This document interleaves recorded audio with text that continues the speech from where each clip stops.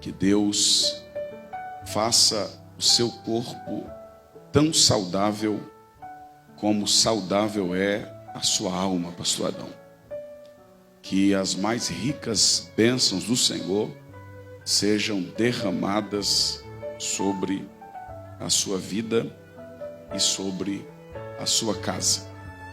Eu gostaria de agradecer a irmã Ruth, pastora Ruth, pelo honroso convite de estar aqui.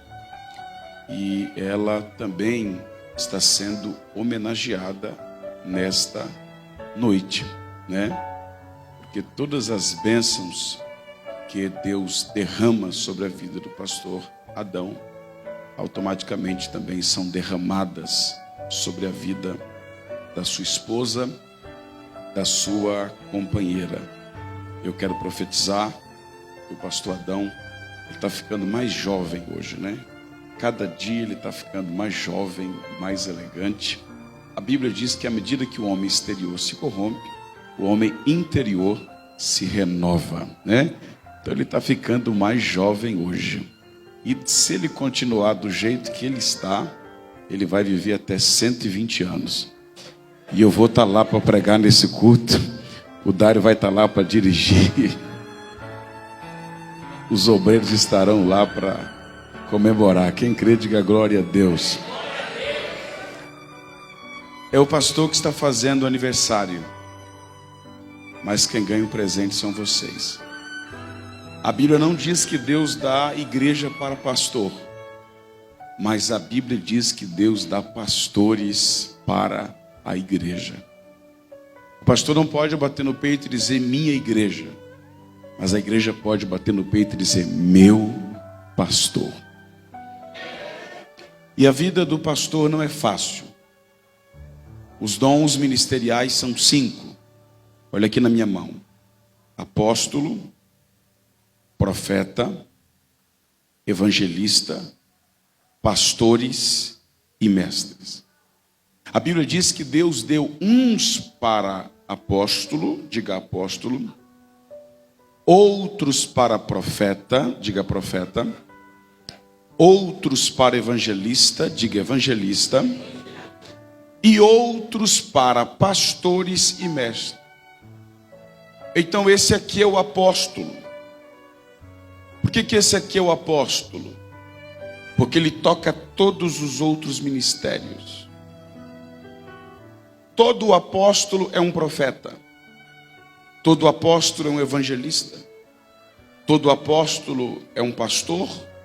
E todo apóstolo é um mestre. Quem é o apóstolo? O apóstolo é o missionário. É aquele que foi enviado com uma missão. O apóstolo é aquele que frequentemente está fora da sua zona de conforto.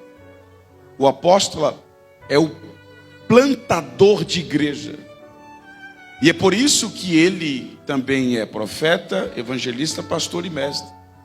Porque frequentemente o apóstolo vai estar sozinho no campo.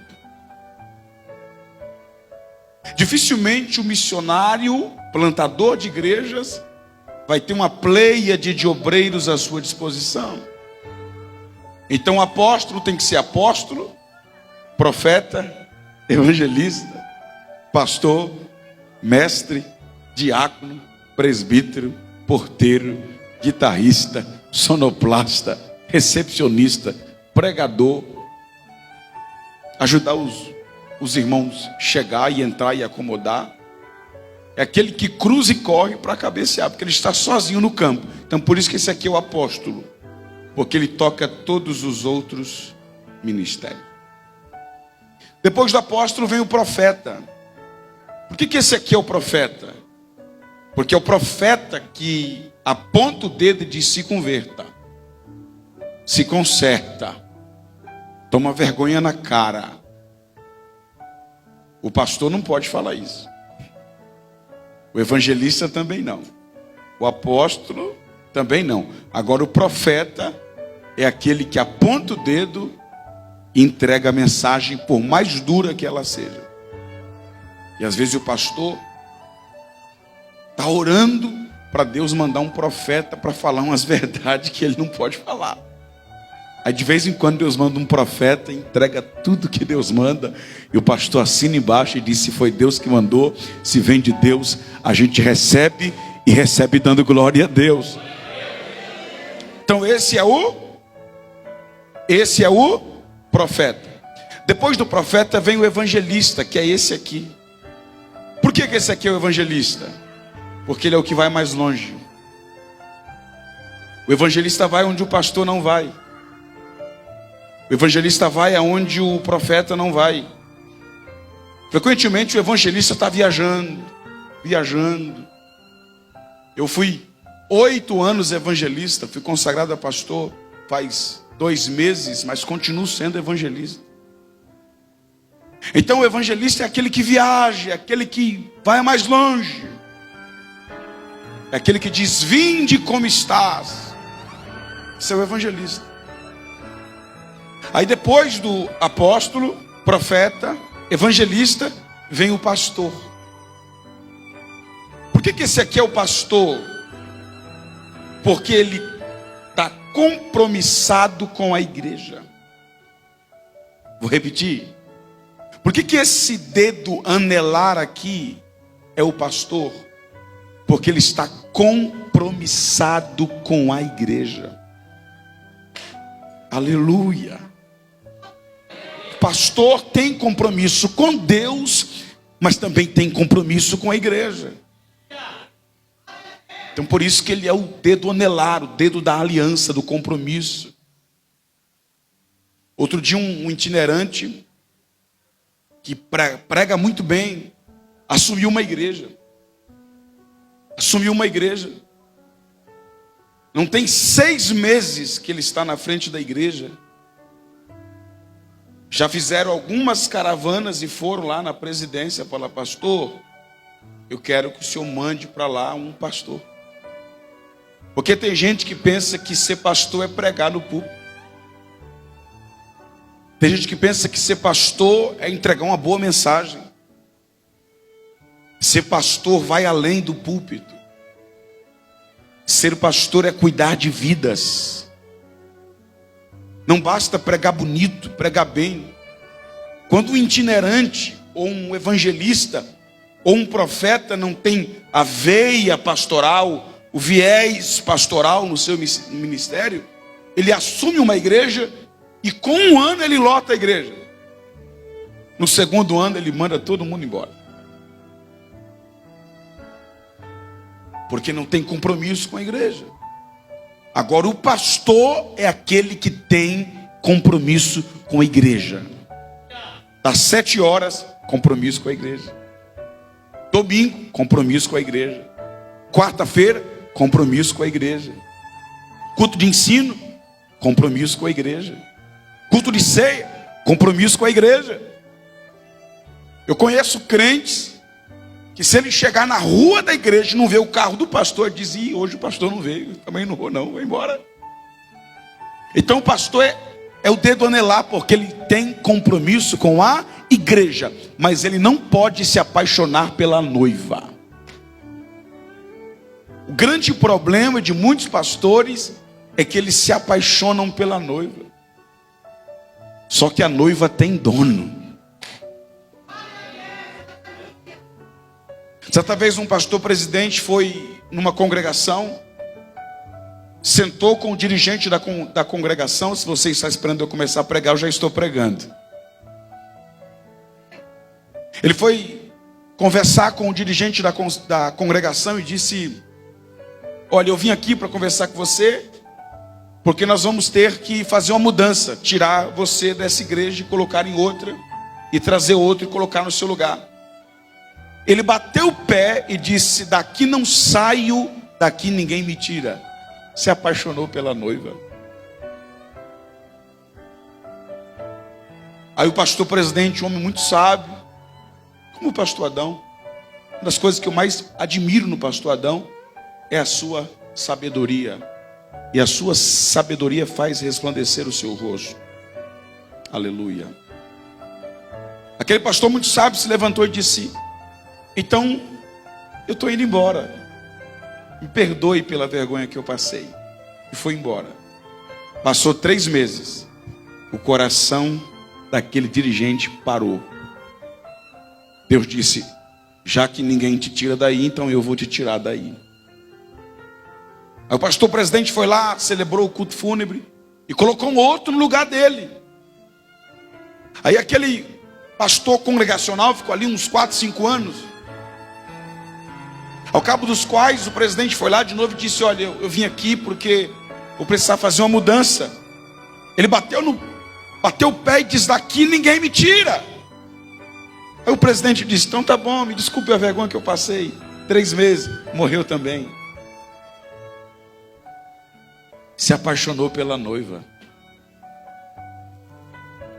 Aí o pastor presidente foi lá, celebrou o culto fúnebre, deu todas as honras. Aí colocou um outro pastor lá. Aí aquele pastor começou a dirigir aquela igreja. Quando o telefone dele tocava, que ele via lá, presidente, ele já falava assim: mulher, arruma as coisas. Arruma as malas. Menino, vai buscar caixa no supermercado. Por quê? Porque o pastor presidente está ligando. Aí ele atendia: como é que você está? Estou bem. Já estou fazendo as malas. Não, só estou indo aí tomar um café com você. Não, noiva tem dono. Mas o pastor tem compromisso com a igreja. Por isso que ele é esse dedo aqui, anelar. Por que esse aqui é o pastor? Porque do dedo anelar sai uma veia que vai direto aonde? Não ouvi. Do dedo anelar sai uma veia que vai direto aonde? A Bíblia diz: eu, o Senhor, vos dei pastores segundo o meu coração. Então Deus deve amar muito essa igreja, porque deu a ela um pastor segundo o seu coração.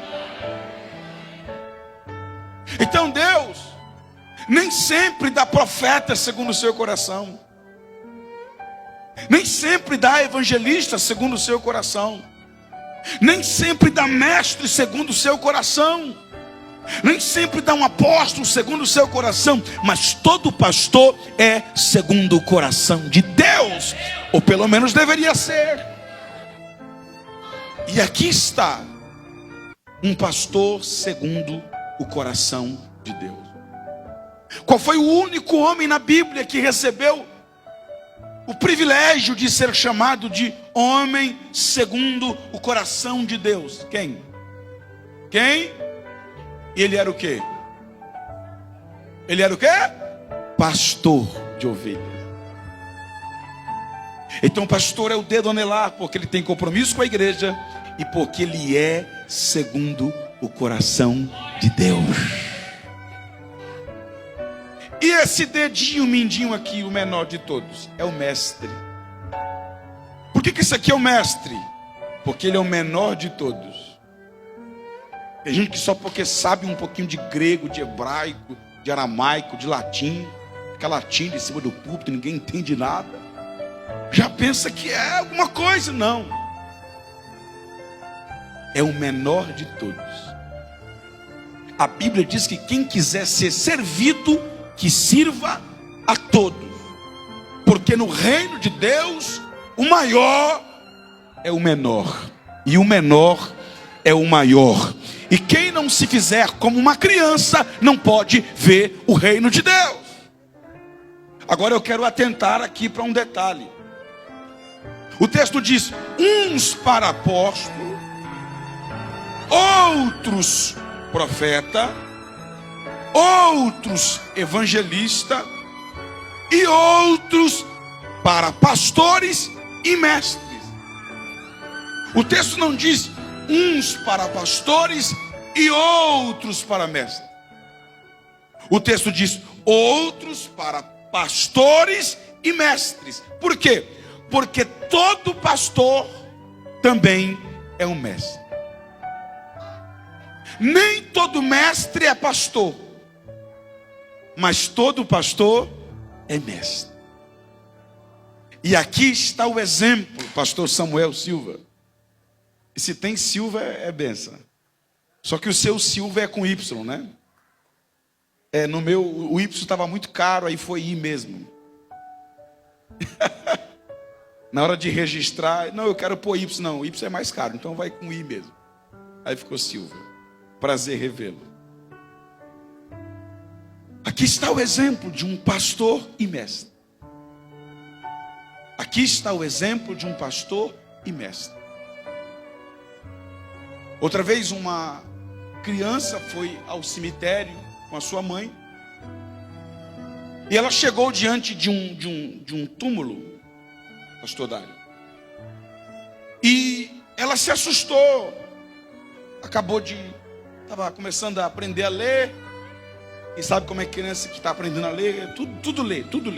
Uma vez, quando eu era criança, eu lembro, uma das memórias que eu tenho, eu estava no carro do meu pai, no banco de trás, eu olhei para um toldo e disse: ô pai, o que é pisa? Ele disse: pisa é o que eu te dou quando você faz uma criação, pisa. Eu disse: então por que está escrito ali pisa? Ele disse: não é pisa, é pizza.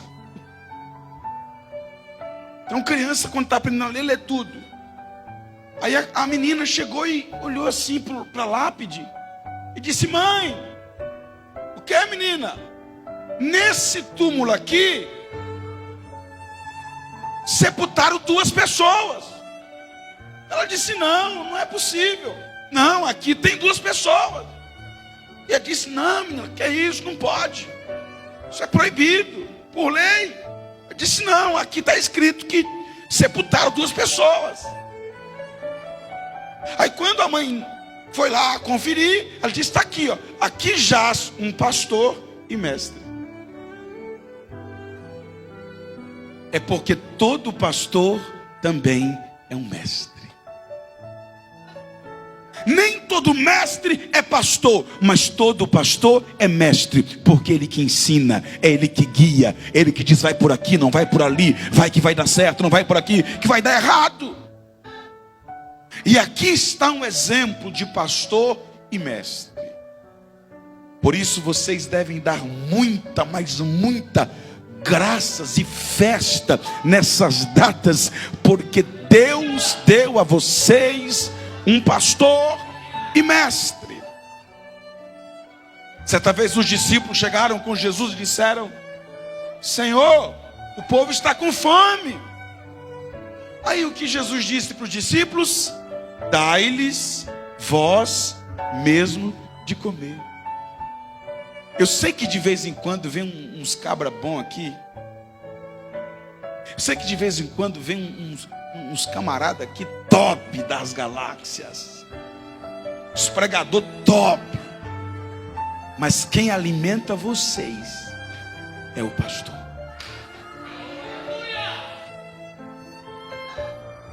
Quem alimenta vocês é o pastor. E eu sei que vocês podem ter na mente algumas mensagens que foram pregadas pelo vosso pastor aqui, inesquecíveis. E outras vocês não lembram.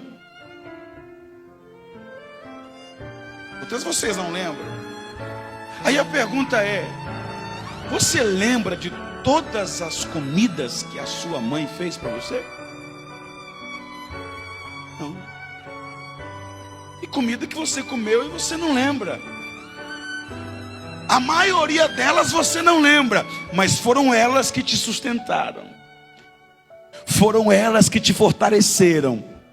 E foram elas que te trouxeram até aqui. Então, de vez em quando, às vezes, uma vez por ano, quem sabe, uns camaradas top aqui das galáxias, e serve aqui uma, vamos dizer assim, uma lagosta, né? Serve aqui uma comida bem requintada, mas não é isso que sustenta vocês. Quem sustenta vocês o ano inteiro é o pão, é o arroz, é o feijão, é a salada bem temperada que Deus tem dado. Quantos podem glorificar a Deus pela vida deste grande pastor e deste grande mestre? A Bíblia diz que são merecedores de dobrados honorários os presbíteros que presidem bem, principalmente os que se afadigam na palavra. Pregar cansa, fazer esboço cansa, alimentar vocês cansa, não é fácil. Às vezes para vir aqui trazer uma comida boa, uma mensagem poderosa, não é fácil, é cansativo, é fadigante. Outro dia um pastor chegou no púlpito e disse: olha, o único tempo que eu preciso para fazer uma mensagem é o que eu gasto da minha casa para cá. Ele morava atrás da igreja. Então ele passava o dia todo, não lia, não estudava, não fazia nada. Aí quando ele arrochava o nó da gravata que saía na porta de casa, aí ele: vou pregar o quê? Vou pregar sobre isso aqui. Quando chegava no púlpito já tinha mensagem. Aí 3 anos assim. Aí um dia ele confessou e disse: irmãos, o único tempo que eu gasto para fazer uma mensagem é da minha casa para cá. Sabe o que fizeram? Compraram uma casa a 8 quilômetros da igreja para ele, para ver se melhorava as mensagens, para ver se dava uma caprichada a mais, porque pregar cansa. Paulo diz: são merecedores de redobradas honras os presbíteros que presidem bem, principalmente os que se afadigam na palavra. Pastor, o senhor está chamando o pastor Adão de presbítero? Em primeiro lugar, naquela época, quem tomava conta do campo eram os presbíteros. Então o trabalho do presbítero equivale ao trabalho do pastor hoje. E tem um detalhe: a unção de Deus é irrevogável. Então quando você é levado a diácono, você é diácono. Aí quando você é consagrado a presbítero, você é diácono e presbítero. Aí você é consagrado a evangelista, você é diácono, presbítero e evangelista. Quando é consagrado a pastor, é diácono, presbítero, evangelista e pastor. Você nunca perde a unção que Deus te dá. Então mesmo sendo pastor, se um dia precisar fazer um bico do diácono ali na porta, você faz. Se um dia precisar fazer um bico de presbítero, você vai e faz, porque você tem essa unção sobre a sua vida. Eu fiquei acho que uns 10 anos pregando na igreja de uma pastora. E eu era evangelista, fui consagrado com 21 anos para o Ministério do Belém. E 10 anos pregando na igreja dela. E toda vez que ela ia me apresentar, dizia assim: está aqui conosco o presbítero Ariel. E eu já era evangelista. E aí onde eu chegava, quando eu chegava, eu dizia: Ariel. E eu nunca corrigi ela. Nunca corrigi ela. Porque mesmo sendo evangelista ou pastor, eu não me ofendo ser chamado de presbítero, de diácono ou de irmão. Porque a unção de Deus é irrevogável. Então não é fácil esse negócio de ser pastor. Aí eu me lembro de Elias, já para finalizar a minha fala. Ler um versículo e a gente ir embora. Eu me lembro de Elias. Elias um dia desafiou 450 profetas de Baal. Orou, Deus mandou fogo do céu. E ele mata os profetas de Baal. No outro dia, ele se esconde dentro de uma caverna. E a Bíblia diz que veio um forte vento. Veio o quê? Mas Deus não estava no vento. Aí depois veio um fogo. Veio o quê? E Deus não estava no fogo. Preste bem atenção nisso. Depois veio um terremoto. Veio o quê? E Deus estava no terremoto. E então veio uma brisa suave. E Deus estava na brisa suave. O que isso tem a ver, pastor? Tudo. Porque cada um de nós aqui temos um temperamento. Aliás, os temperamentos são 4: colérico, fleumático, sanguíneo e melancólico.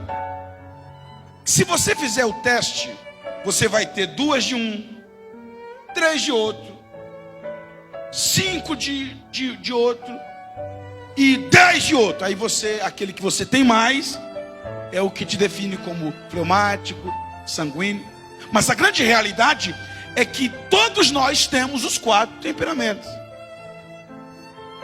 Mas de repente, na vida de uns ele vai ser mais sanguíneo, o outro é mais colérico, o outro é mais fleumático, o outro é mais melancólico. Mas todos nós temos características de sanguíneo, fleumático, melancólico e colérico. E pastor também é alma. Porque tem gente que pensa que pastor é robô. Não, pastor também tem temperamento. Pastor também tem dentro dele um sanguíneo, um melancólico, um fleumático e um colérico. Tem dia que o pastor está mais sanguíneo, tem dia que ele está mais fleumático, tem dia que ele está mais colérico, porque não é pecado se irar. Ireis, mas não pequei. Dá uma zira santa, né? Agora olhe para cá. O que é que define a vida de um pastor? A Bíblia diz que enquanto Elias estava na caverna, veio um forte vento. O vento representa o colérico. Mas a Bíblia diz que Deus não estava no vento. É um problema quando o obreiro deixa o colérico que há dentro dele falar mais rápido, mais alto. Porque Deus não estava no vento. Depois do vento veio o fogo, que representa o fleumático. É um problema quando o obreiro deixa o fleumático que está dentro dele falar mais alto. É um problema na igreja. Porque Deus não estava no fogo. Aí depois do fogo veio um terremoto, que representa o sanguíneo. E é um problema quando o obreiro deixa o sanguíneo que há dentro dele falar mais alto. É um problema. Porque Deus não estava no terremoto. Mas depois do terremoto veio a brisa suave. E a brisa suave, faz uma brisa suave aí. Aumenta o teclado, por favor. Faz uma brisa suave. Depois veio, vamos lá.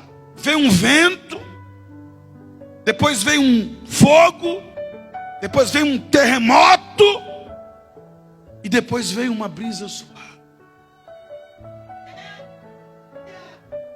Se o vento representa o colérico, e Deus não estava no vento. Se o fogo representa o fleumático, e Deus não estava no fogo.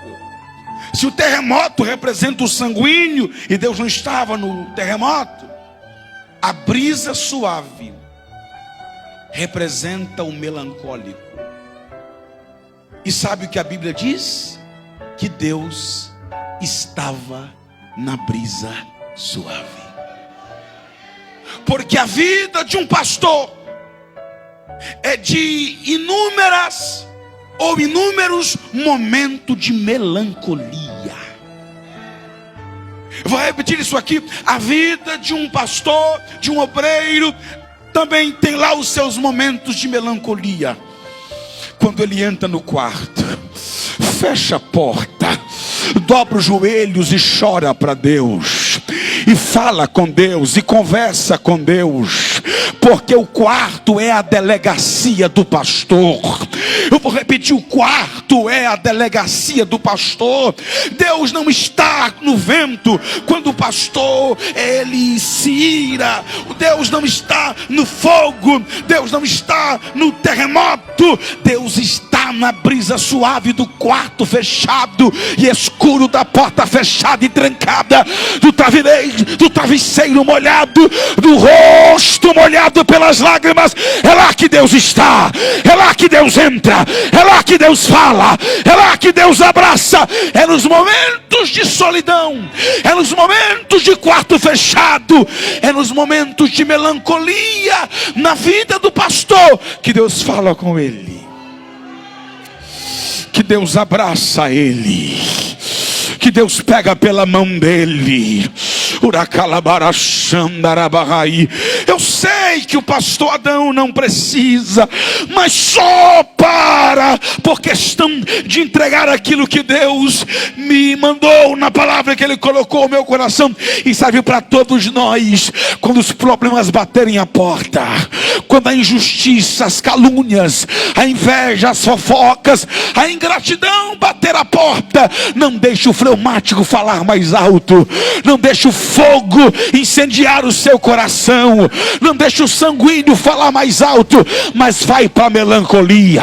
Entra no quarto, apaga a luz, fecha a porta, coloca o travesseiro na cabeça, chora, fala com Deus, porque nos momentos de melancolia,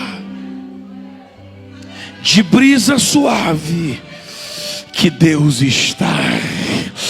Diga para alguém do seu lado: Deus está na sua brisa suave. Diga: Deus está na sua brisa suave. Ele não está no teu vento, não está no teu fogo, não está no teu terremoto, mas Ele está na tua melancolia. Quem disse que você tem que ser feliz o tempo todo?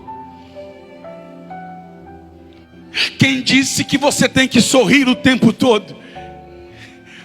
Quem disse que a vida é um mar de rosas?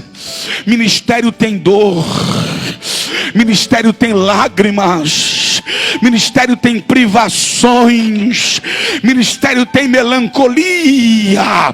Você não vai ver um pastor indo lá para a internet desabafar, você não vai ver um pastor no Facebook desabafando, você não vai ver um pastor de verdade que honra as calças que veste, contando o seu problema nas redes sociais. Ele tem quarto para chorar, tem cama para ajoelhar, tem Deus para desabafar.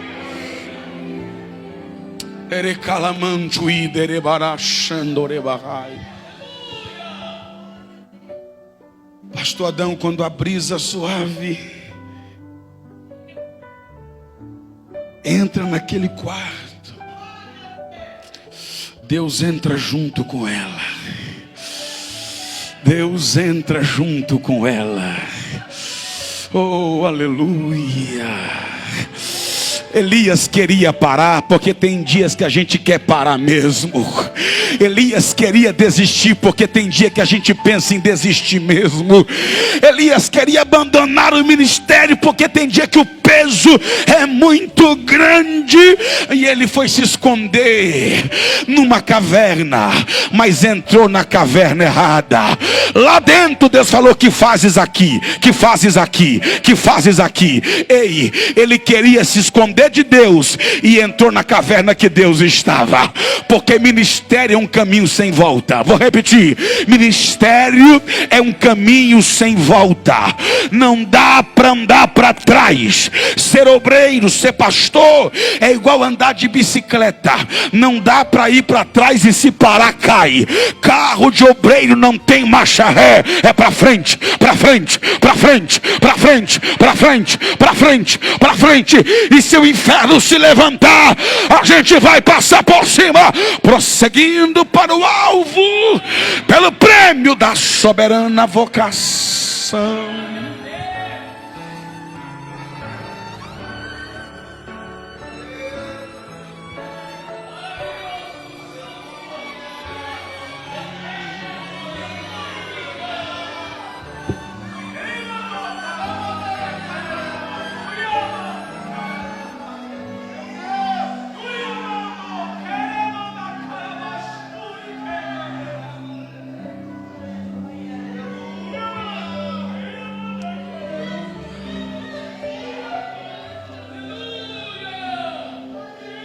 Sinta o ministério hoje. Sinta a brisa suave envolvendo a tua chamada hoje. E o texto que eu deixo para a meditação do pastor Adão e também da igreja, Jeremias capítulo 1, versículo de número 4. A mim me veio, pois, a palavra do Senhor dizendo: antes que eu te formasse no ventre da madre, eu te conheci. E antes que saíste da madre, te consagrei. E às nações te dei por profeta. Versículo de número 7. A todos a quanto eu te vier irás, e tudo quanto eu te mandar falar, falarás. Não temas diante deles, porque eu sou contigo para te livrar, diz o Senhor. Vou repetir: porque eu sou contigo para te livrar, diz o Senhor. Eis que ponho na tua boca as minhas palavras, e te constituo sobre as nações e sobre os reinos. Prepara-te para abrir uma igreja fora do Brasil.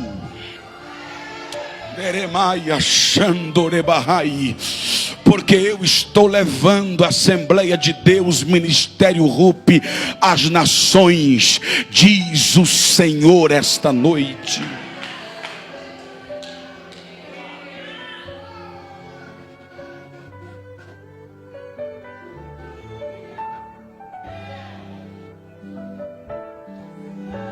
Eis que te constituo sobre as nações, para arrancares e derrubares, destruíres e arruinares, e também para edificares e plantares. A palavra Jeremias significa aquele a quem Deus apontou. Diga forte: aquele a quem Deus apontou. Porque na grande corrida da vida, não vence o mais rápido. Na grande corrida da vida, nas tubas uterinas de uma mulher, não vence o mais esperto.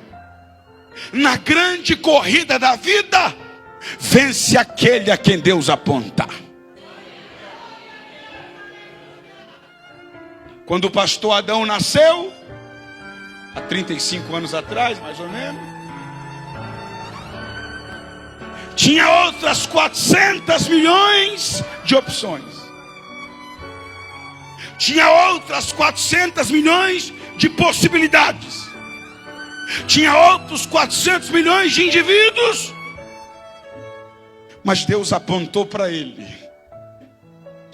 e disse: vai, campeão. Vai, campeão. Vai, profeta. Vai, profeta. Na grande corrida da vida, vence aquele a quem Deus escolhe. Você veio à vida com um propósito. Foi Deus que te escolheu. Você não nasceu por acaso e nem foi fruto de acidente, mas foi Deus quem te apontou. Então pegue na mão de alguém e diga assim: quem nasceu já venceu. Aplauda o Senhor Jesus Cristo pela vida do pastor Adão. Que Deus abençoe, pastor.